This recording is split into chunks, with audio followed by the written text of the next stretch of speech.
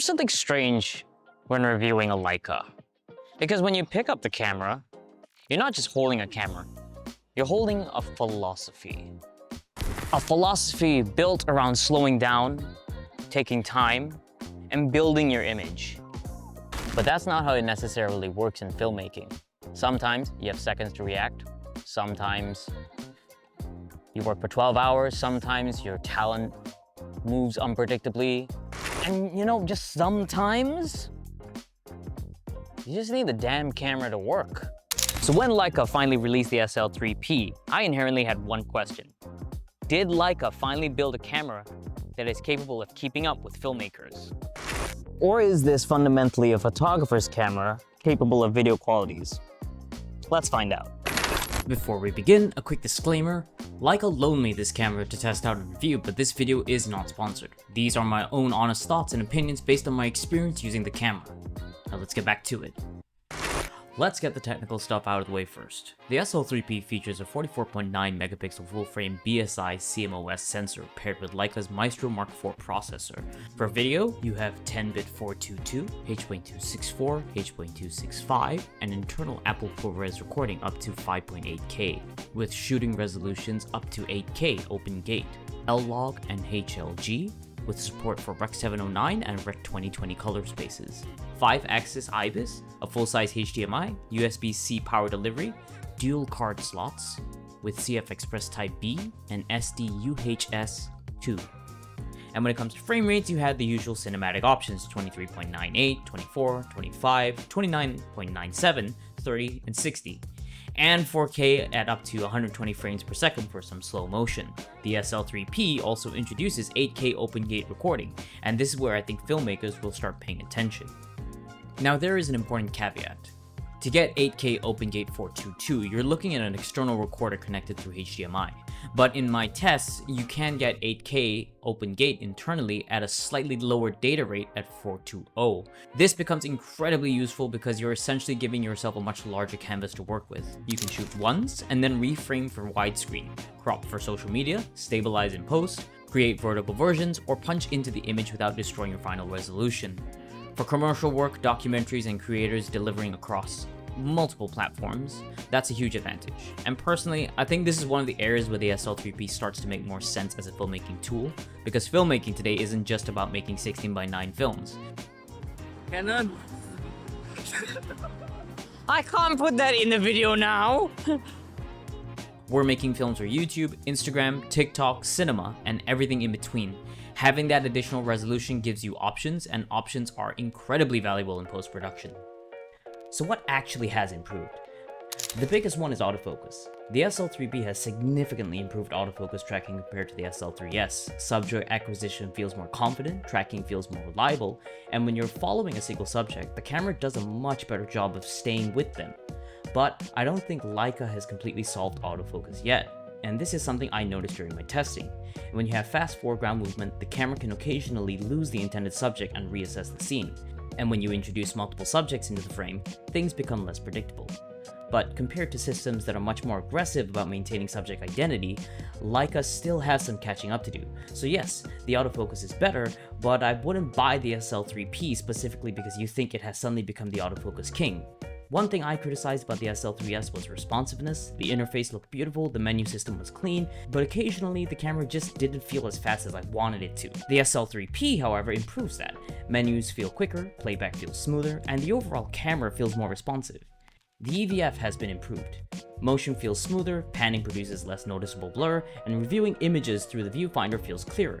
The SL3-P also introduces dual native ISO, and in real-world shooting, this gives the camera more flexibility when you're working with available light. High ISO performance is improved, noise is better controlled, and there's more flexibility when you're recovering shadows in post. Now, I wouldn't call this a night and day transformation, but if you regularly shoot documentaries, travel films, or narrative work where you don't always control the lighting, it's a meaningful improvement.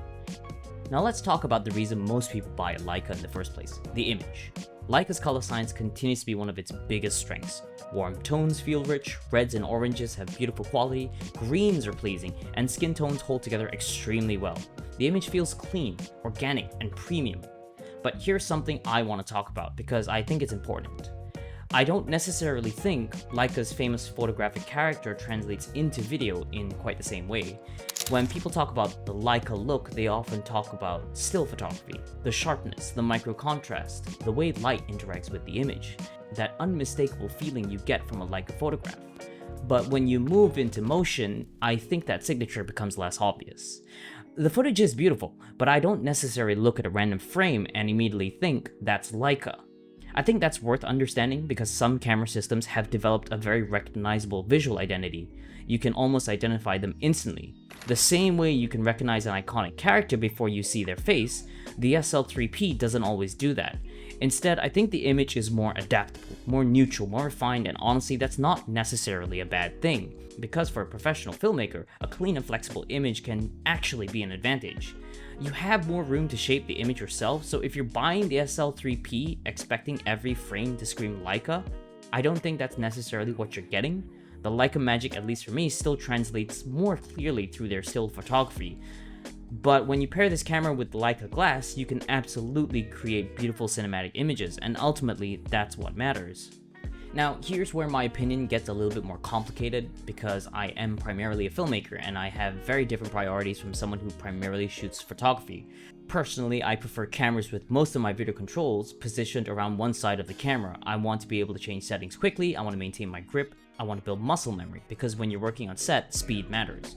And this is where I think the SL3-P still feels more like a hybrid camera designed around photography rather than a cinema camera adapted for photography. That's not a criticism of the camera's quality, it's a criticism of its priorities. Leica has designed a beautiful hybrid, but if you're coming from a dedicated cinema camera, you may find the SL3-P's physical operation slightly less intuitive for fast-moving video work.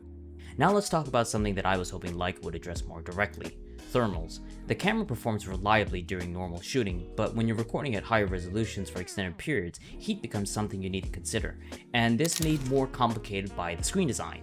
Because the SL3-P uses a tilting screen rather than a fully articulating display, adding external cooling solutions becomes more difficult. Now, for most filmmakers, this probably won't be a deal breaker if you're shooting interviews, short films, documentaries, or narrative work. You're probably not recording continuously for hours, but if you're shooting conference, live events, or productions where the camera needs to roll continuously, this is something I would keep in mind. For me personally, I wouldn't choose this as my first camera for a commercial production where everything needs to happen quickly, but that's not where I think this camera is strongest. The SL3-P retails for around $6,690 US. For my Malaysian viewers, that's approximately 28,160 ringgit. And at this price, you have options. A lot of options. You can find cameras that are faster, cameras with better autofocus, cameras with better thermal management, cameras that are lighter, and cameras designed specifically around professional filmmaking workflows. So, what exactly are you paying for? Because objectively, the SL3-P doesn't win every specification comparison. You're not buying this because it's the fastest camera, you're not buying it because it's the most efficient production tool. You're buying into a system, a lens ecosystem, a build quality, a shooting experience, and ultimately, like I brought up in the beginning of the video, a philosophy. So who is this camera for? I think the SL3-P makes the most sense for a very specific type of creator. If you're primarily a photographer and you want to start exploring filmmaking, this camera is incredibly exciting. You get a high-resolution stills camera with a genuinely capable video system built into it. If you're a filmmaker who enjoys slowing down, planning your shots, choosing your lenses carefully, and being deliberate about how you approach an image, then I think you'll also find a lot of love here. I can see the camera being excellent for documentaries, travel films, interviews, behind-the-scenes work, personal cinematic projects, short films, art films, and commercial work where you have control over your production. The SL3-P rewards preparation, it rewards intention, it rewards you for knowing what you're going to shoot before you press record, and personally, I think that's where the Leica philosophy makes the most sense. So, is the Leica SL3-P worth $6,690? Honestly, that's a difficult question, because if you're looking at this camera purely as a collection of specifications, probably not. There are cheaper cameras that are better suited for professional video production, but I don't think Leica is trying to win that game. The SL3-P isn't revolutionary, it's refined. It takes the foundation of the SL3S and improves the areas that matter, but at its core, this is still a Leica. And I think that's the most important thing to understand, and a way of approaching image making that encourages you to slow down and be more deliberate. As a filmmaker, I don't think this is the camera I would choose for every production, but for the right project, with the right preparation, I can absolutely see myself reaching for it, because sometimes the best camera isn't the one that gives you the most options, it's the one that makes you want to go out and create something. And I think that's where the Leica SL3-P is at its best.